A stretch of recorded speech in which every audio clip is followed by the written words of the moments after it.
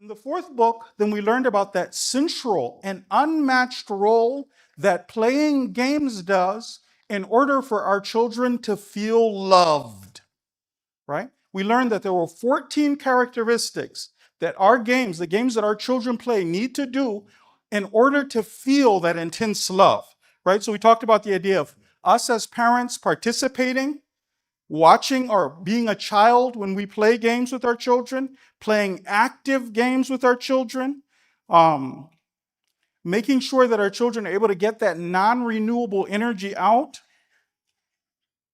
making sure our children can play without fear and anxiety. We covered a whole list of them. Now we have two last ones, right? And if you remember the concept before, the idea was every single game that we play doesn't have to have all 14 of the characteristics. But if none of the characteristics, none of the 14 are there in all of the things that we do, then we're in big trouble.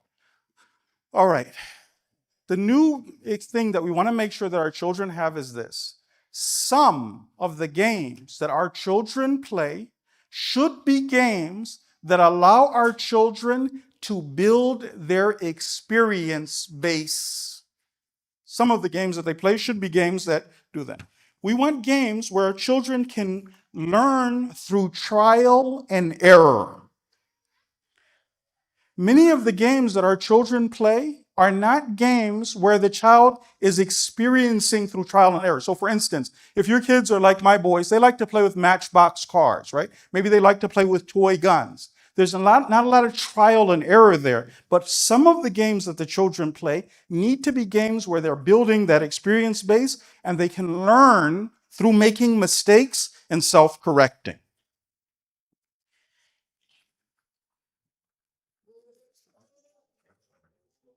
So if we want to have proper games, and I'm going to give you the case studies, but you want a game where a child is encouraged to be brave enough to make mistakes and then to figure out where the mistake was and to correct that mistake.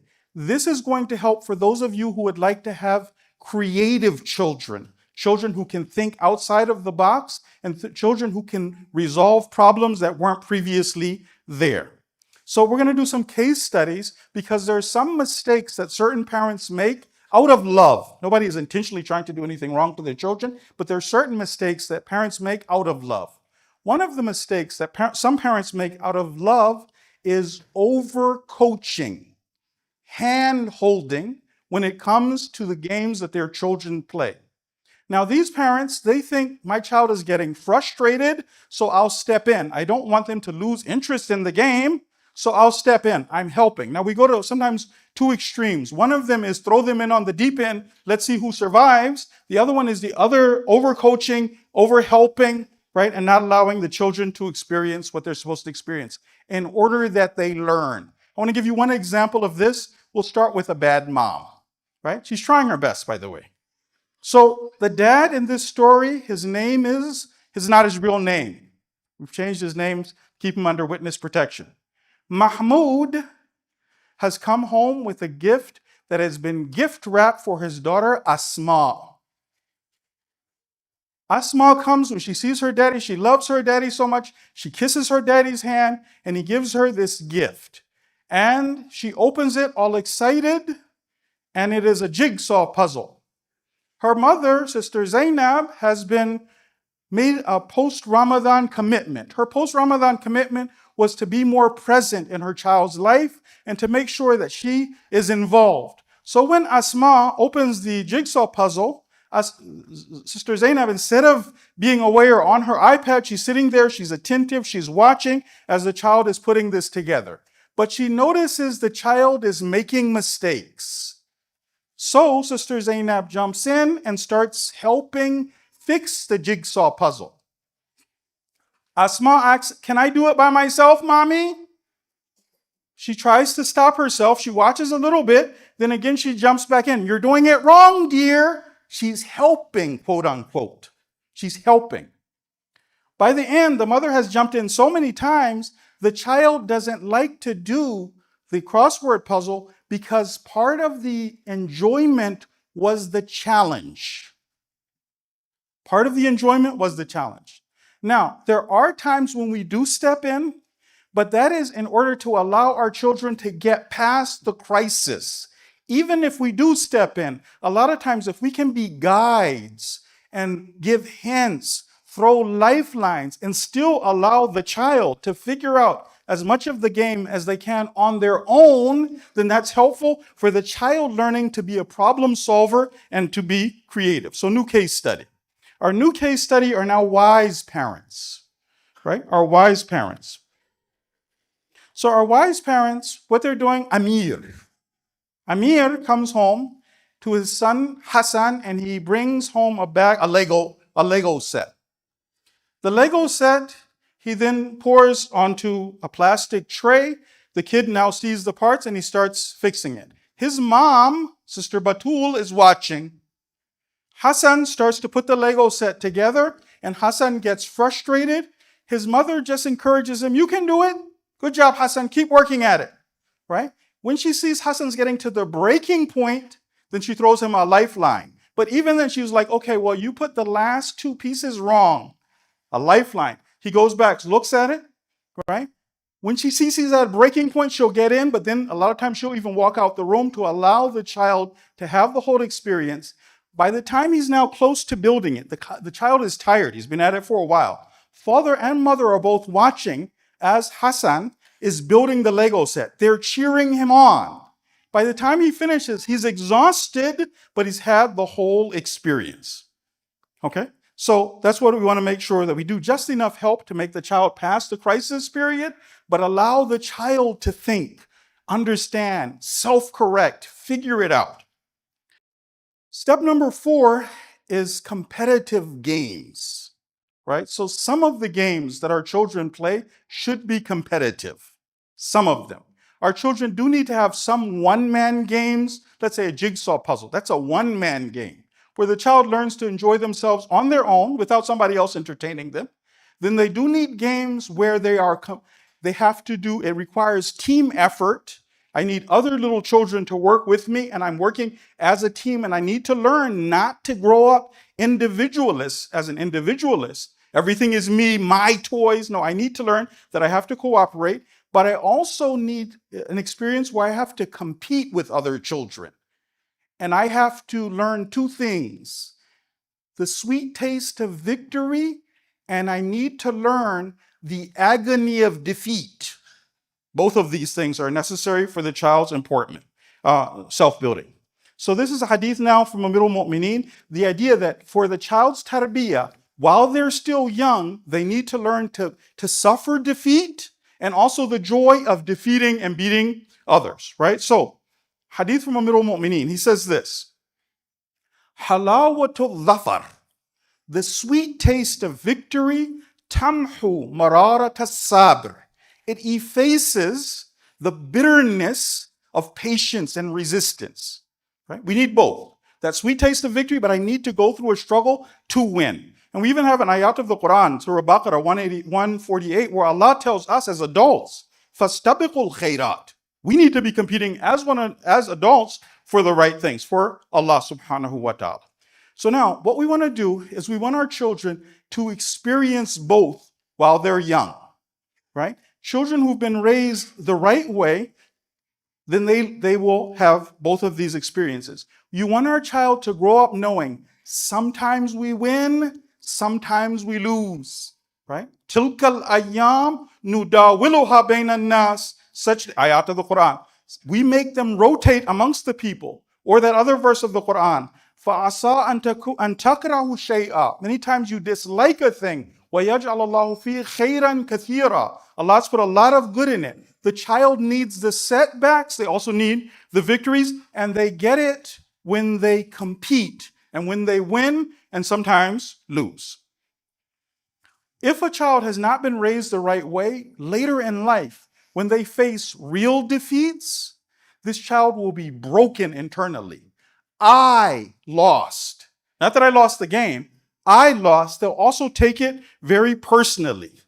You might end up with a child who later is depressed by the real world, because in the real world, there are defeats. If we don't teach them this, what can happen is that our children learn to take their competitors as their enemies, right? I was defeated in that game. The person who caused me pain was my friend, my buddy. You are now my enemy because you caused me pain. As opposed to the idea that what you want to teach our children is we can compete even with our friends. We don't lose that love that we have for them. And, later, inshallah, they'll get to that stage that they'll be able to kind of be friends and compete. Remember that famous story we have from Shaykh Ibrahim Hadi, where he allowed the other person to win, right? So you can compete even with your friends. Now, case study. We have to be realistic before we get to the case study. Sometimes our children will be very affected after a defeat. And as a parent, we might get a little bit disturbed when we see them so frustrated. What we want to do is help this child to work through those emotions, but not just to erase all of the emotions. They need the experience so that they're able to handle themselves later on. So we're going to do some case studies. The right way and the wrong way. First, we'll start with the wrong way. The wrong way are two mothers. We'll call these mothers. So the boy is Amir and his mother is Sosan. And the other boy is Rida and his mother is Hania. Right? Now, what's happening in this case? These children, they went on a play date. The children are young boys, let's say 4 years old. And while the mothers are talking, the two mothers are friends, the two boys start to play hand tennis with a little tennis ball. And Rida defeats Amir soundly. Amir tries to play again, and again he's defeated soundly. He now comes crying to his mother, the bad case at first. Sosan comforts him. She wipes off his tears. It's going to be okay. Then she remembers that she also brought remote control cars. So she goes back to her car. She brings 2 remote control cars. She gives one to Amir and one to Rida. Both kids play silently. And Amir later tells her, I don't really like Rida. I lost him. I don't like him. The right way to do it, when the mother noticed he came back, he was crying. She said, well, that's okay. Try and be a little bit better. You'll concentrate on what he's doing. At first, the kid refuses. Then she comes out. She's watching. Then after that, they make 2 mothers teams, mothers with their little boys, right? They're both playing the game. Amir still loses, but he gets a little bit better. The mother is over there encouraging him. She's talked him through it. And afterwards, they shake hands and they say, good game to the other guys. But they don't just run away from defeats. Now we come to our biggest challenge. And it's, as I said before, it's one of our toughest battles. This battle against our children getting used to video games is tough for several reasons. One, that's why I need both parents locked in. Those people who are not here, inshallah, to watch later. If both parents haven't gotten the understanding behind it, right? But if both of us have heard, or all of us have heard the same information, then we'll see that it's reasonable. Number 2, we have to win this war. The war of gaming is not a war that we can just relax and put it down. The other 4 steps that we took up until now, if we don't win this war, brothers and sisters, it'll undo the other 4 steps. So it's not they're in a good school. No. We have to win this war. Right now is when your children are most vulnerable. Right? Your children are most vulnerable right now, so we definitely have to win right now. If we lose and try and fix things later, it'll be very late for us. The next reason is that many parents nobody wants to hurt their children. But people have no idea just how dangerous these video games are. They have no idea. It also feels like we're pushing back against a tsunami because everybody out there is so into this, right? There's one time when we're talking about an addiction, right? No parent right now, if somebody went and brought their child, a blunt for their birthday, the other parents wouldn't be like, oh, well, that's great. Well, thank you. Alhamdulillah, right? But if you buy your kids a video game or you take them, right, nobody's going to go over and they're going to question, right? In some of our families, we already have older siblings who are addicted to the video games or other family, and it makes it harder to navigate when some of my children think it's a good thing or are actually addicted, and others were trying to break this habit. And also, last point, those who are most vulnerable right now are our boys, and those are the ones who are most vulnerable. Yes, it does affect girls. Girls are also affected by this, but the ones who are most vulnerable right now are our boys, and you're going to see once we start going over the reasons, if you want to raise them to be men, don't get them into the video games. If you want them to be men. Okay, what are some of the dangers, just some of the dangers that we're going to face with the video games? One of the dangers that we're going to face is addiction. It's the new drug. And with this new drug, what happens is sometimes it's a gradual addiction. So sometimes for some kids, so what they say, some people, they'll tell you only 10% of the kids become addicted. Other studies show more of like 30%. The actual number might even be higher than that, okay? But it's part of the video game industry. Now, what happens is with the addiction, sometimes just like regular drugs, if you start with marijuana, after a while, you might not get high on it. You need something stronger. With some kids, they're not going to be able to find the same old video game is attractive enough. It doesn't give me that rush. I can't get high off the game. Once the addiction kicks in, then you're going to see that it works in two ways. One part of the addiction is going to be that your children, they need even greater excitement to feel that rush. Okay? The other one is they're going to need and demand even more time. So in the beginning, you'll tell your kids, okay, 30 minutes, then it'll be an hour. I just need 2 hours. I just need 3 hours.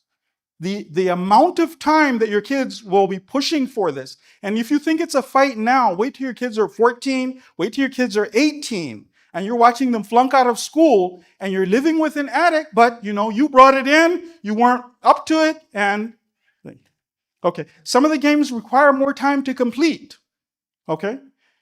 Now, there are certain things that we never want a child to get used to. Beware, brothers and sisters, of when your child's taste has been altered artificially. As an example, with these video games, you'll notice afterwards that regular games, going to the park, going up and down swings and slide, doesn't do it for your kid anymore. I don't get anything out of it. In my video game world, I am killing people, I am running, jumping off of buildings, I am going throughout the universe, and now you want me to go to a park and hang out with you? They're going to stop wanting to interact even with you as parents. Some of us need to talk to some of our relatives. You'll see in the wider community, this stuff is already happening. It's not like this is new CIA information. They'll want to stop spending time with you as parents. Even after a while, you'll say, first you'll say, let's go to a gathering. No. Let's go on a trip. No. I'm going to stay home. I'm going to play my video games. Sometimes it even leads, the addiction is so severe, it leads to death. They had this one guy, you may have read about it in CNN, where the guy was so addicted, he went on a 3-day binge and died in the gaming room. What's so interesting is that when the police came and the emergency individuals, the other gamers kept gaming. Somebody just died. They literally died in front of us. Okay?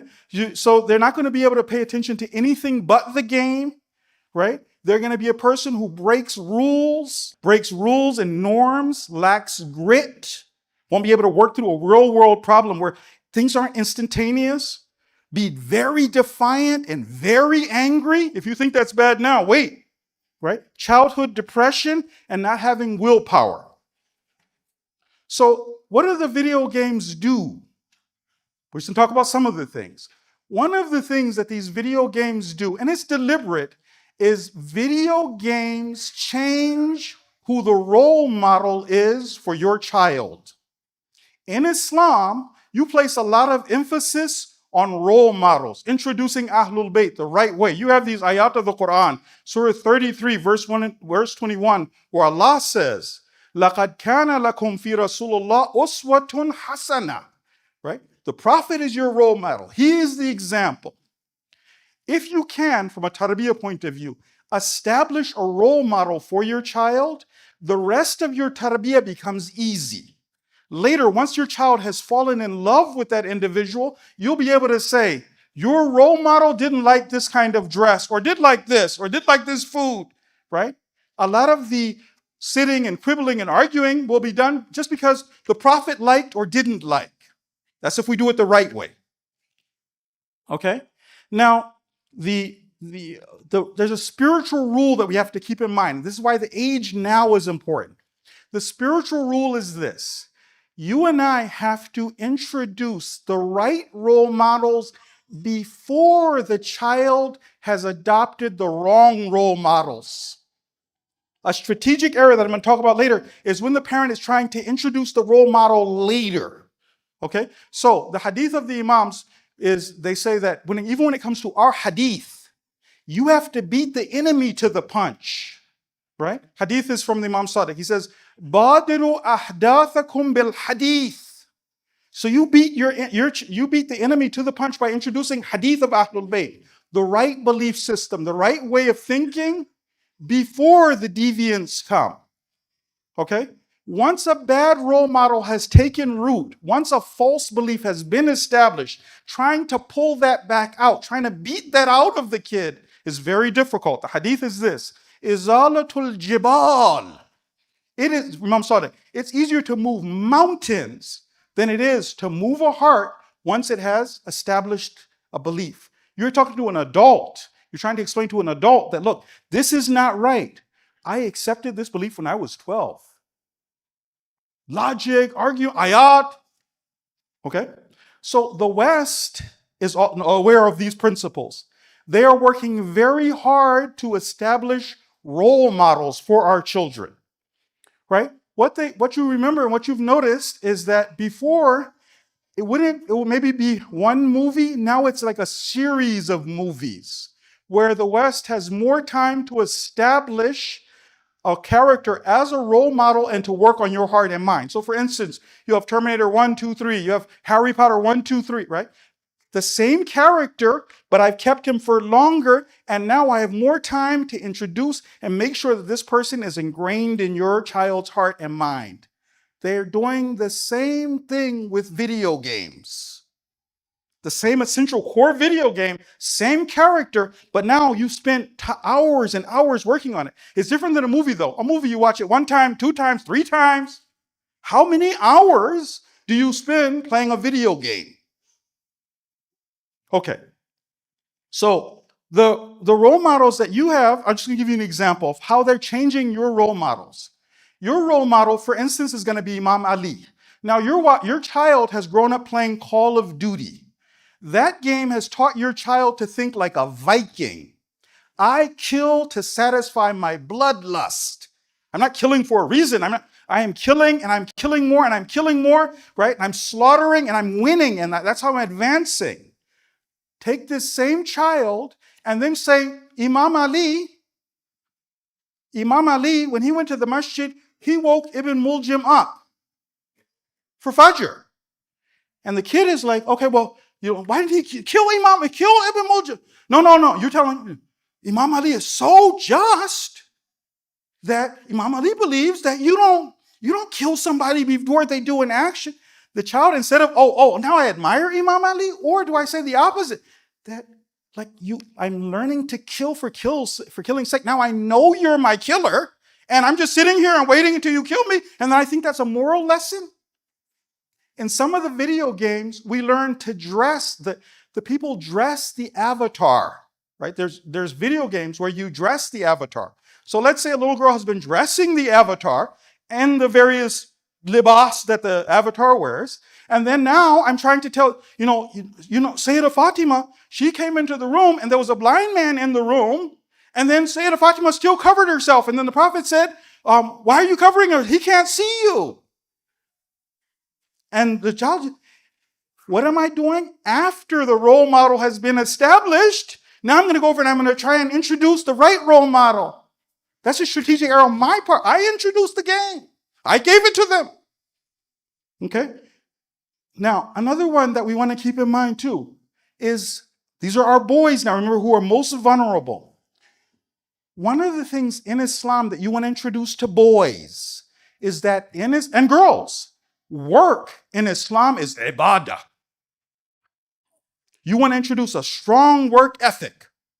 You want to raise young men who will take care of a family, even if nobody's thanking them and praising them. Right? Let's just look at some of the hadith of Ahlul Bayt about just work itself. Imam Ali, Man ya'malu yazdad quwwatan. Whoever works increases in strength. وَمَنْ يُقَصِّرْ فِي الْعَمَلِ. Those people who take shortcuts, who don't have a strong work ethic, yazdadu fatratan. They get weaker. Another example from Rasulullah. Rasulullah came back from the Battle of Tabuk. When he came back from the Battle of Tabuk, one of the Ansar, a man named Sa'd, came to greet Rasulullah. Sa'd comes and Rasulullah shakes hands with Sa'd, and Sa'd's hands were gnarled. These are the hands of a working man.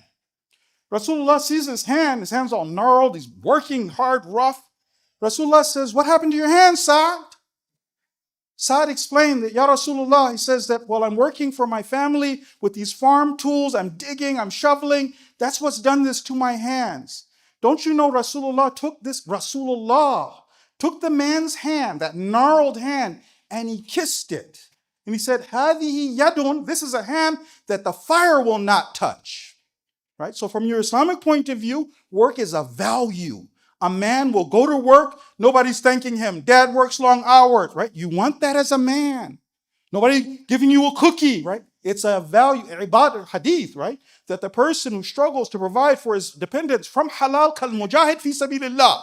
That's the worship that we're trying to develop. What are the video games doing? What happened with the video games? One part of it was that the child was in a world where I don't have to put in blood, sweat, and tears to get a result. I was raised in a world when I was tender and young where it was instant gratification.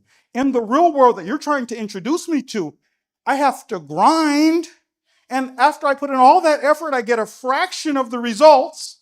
In the video game world, I can literally kun fayakun. So why would I go from that world? Why would I like to go over and be this world? And you've trained my mind to become lazy, to expect instant results. Number two, when you're trying to raise our children, we want them for the second 7 years to get to a stage where aql is in control and not the imagination. Aql, as a believer, should be making the decisions. I should be able to take empirical data. I make tough decisions to pursue my real goal of creation used on the aql. Okay? In the video game world, what we're doing is we're strengthening the imagination. The imagination is in charge. So let's look at the hadith. The hadith says this, the right way to be. Inna manzilat al-qalb min al-jasad bi manzilat al-imam min al-nas. The right way of raising the child is when the qalb, here qalb means aql, the intellect. The intellect is the imam of the body. The imagination is one of the soldiers of the intellect. But what we don't want is role reversal, where the imagination is the imam and the intellect is the servant. Okay, so in the video game world, right, let's keep this in mind. Our children were already born and blessed by Allah subhanahu wa ta'ala with a powerful imagination. Our children's imagination when they're young or when they're preteens is already stronger than that of adults. They don't need it to be overstimulated. I don't need an imagination on crack. They already have the imagination. They are strong as it is. What I've done, though, is I'm living in a world where everything is fantasy. It's a fantasy world. It's fantasy defeats. It's fantasy victories. So what we're trying to do for the second 7 years is to get our children to a stage where our children slowly move away from the imagination that Allah naturally put in them to the second 7 years where now they're making intellectual decisions based on the strength of the aql. Okay? If you remember the words I used to use before were this, we're going to reverse engineer Qasim, right? But now, if I've done it the wrong way, that the imagination has now taken over, and it's harder for the child to move from the imaginary world to the real world to make decisions. Because as a parent, I worked on that. I want to give you one example of the right way to do it. This is actually a shaheed. So some of you may have seen his interview. This young man is 14 years old. The right way to raise the child. 14 years old. This shaheed's name is Mehrdad Aziz Elahi. 14 years old. Video is online. This young man, the reporter's over there, and he's speaking to this young man. 14 years old. The young man, the young man starts off sending salams to the imam of the time, to the wali of the time, to the shuhada, and he says, why I'm here, what I'm supposed to do. The man asks the young man, he says, well, what's your job while you're here on the battlefield? The young man corrects the adult. He says that, well, first of all, I was in Kurdistan. He explains what his responsibility was over there. And he says, over here on the battlefield, we're nothing. We're just a wasila. Everything is God. How much do you and I, we're going over ayat of the Quran, trying to prove to ourselves, everything is Allah, He's in charge, we just make effort. The young man is speaking, he gives an example. He says, just now, before the interview, I was riding on a motorcycle with my friend. He says, a shrapnel landed 16 feet from us. The shock waves were so strong, it rocked us on the motorcycle. Not one piece of shrapnel hit us. He says, we're weak, who could we? It's Allah who's doing everything. Then the guy says, did you get permission from your dad and your mom to be here? He says, incidentally, my parents encouraged me to be here. I'm so grateful that they allowed me to be here. He says, parents shouldn't be so emotional and overly emotionally dependent on their children. They should be here in the battlefront. They should be sending their kids. He said, even 1 week just to watch. It'll do tarbiyah. So the right way of training the child is where the child, 14, they're already having these conversations. That's the opposite of training them based on the video games. No, next one. The video games are the enemy of regular physical activity, of getting that. So if you remember, brothers and sisters, back to our discussion about freedom, maybe you remember this hadith of Imam Qadhim, alayhi salam, where he said this, that it was good for children to be full of energy. Arama was the word with ayn that they used over there. It's natural and right for children to be bouncing off the wall. These little guys over here running back. That's the right way to be. And then the Imam warned us. He said, it shouldn't be any other way. He says that if you allow this to be there, then the child will be halim later for the first 7 years. So what happened was we learned that if you get to the video games, and once you get addicted to the video games, you stop enjoying going outside. You don't even want to, right? So many things it's going to lead to: childhood obesity, difficulty breathing, bedwetting, bone issues, heart issues, sitting in those uncomfortable positions. If you ever watch your nephews and nieces when they're playing video games and they're sitting in those wrong positions and then suddenly lunging, right? They're not to do the regular physical activities that they're supposed to have. So another thing with the video games is it's going to be increasing the adrenaline of the child and the excitement of the child without the let out. So normal physical games are like this. Your child, that natural energy that Allah put in them, the reason you were told by Imam Sadiq to let them play and let them run is that it gets out that natural energy. With the video games, I already had natural energy. Now watching that, I even have more adrenaline. I get more of a rush when I play the games and I'm defeated or I lose, but then I don't have that outlet and I don't even want to go to the outlet. It also leads to not eating properly. Some of the kids, as you notice, they will not be eating with the way that they're supposed to, right? Because the game is so interesting, I force myself to eat once I'm so hungry that I just have to eat, then I'm quickly ramming it down my throat. It'll even lead to urinary tract issues and issues with constipation because small children are supposed to use the bathroom often. They're supposed to urinate often, they're supposed to use the bathroom often. With the video games, I'm so attracted to the video games, I'm so engrossed, I won't get up until the last minute. If you look at our hadith, they say that if you can be regular about using the bathroom when you need to, if you can defecating when you need to, that this leads to this and that for as far as health. But these children are developing this based on what happens. Also, just in general, we want to remember this about our children. When our children are healthy, just as a general tarbiyah rule, it's a lot easier to teach them and do tarbiyah of them than when a child is sick and tired and stuff like that. The next one is that it also is the grounds for our children's academic failure. The academic failure of our children. So these video games are the enemy of reading and concentrating and being able to sit down and take things apart, right? So what happens is, even if you force your children who are addicted to video games to study, you won't see that your children get as much out of their studies because their hearts are somewhere else. I want to get back to the video game. So I've been sitting here for hours now, but my attention is elsewhere because I'm so in love with those video games. Also, childhood depression. Another thing that happens is this. I want you guys to imagine a traditional school, a child in a traditional school. So in my traditional school, I'm in a classroom that I don't want to be in, as an example, in a row with kids who I don't want to be with, and a teacher taking a subject that I don't want to be there. But at the same time, I'm forced to be there. And I don't have any choice. I'm in school. Okay. How does that child feel? I'm for it. I can't do anything about it, but I don't want to be here.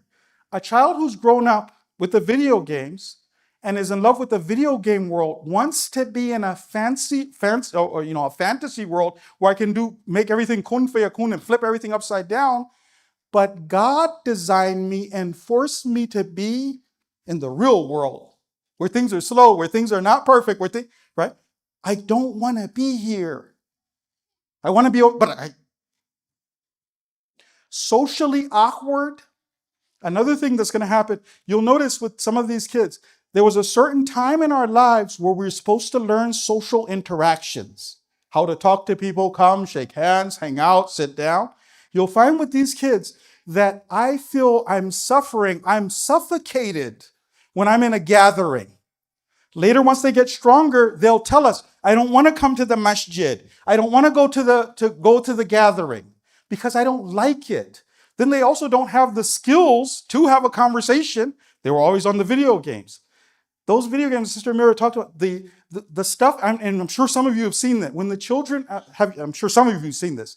When your nephews and nieces are in with those gamer conversations and you're watching, they have their headphones on and they're talking, that environment is not one that introduces that right way of social interaction and these kind of things. So I don't have the skills. What's so interesting is this. Literally, we have young men who get married. And now when I'm married, I don't want to spend time with my wife. I had to get married. So the wife is like, okay, well, you're not a child anymore. Right? She's dealing with an addict. And the age that I was supposed to, and breaking out of the addiction is so hard, believe me, right? All right, well, we ran out of time, brothers and sisters. Inshallah, Allah accept what was said and heard in His way. Sallu ala Muhammad wa ali Muhammad.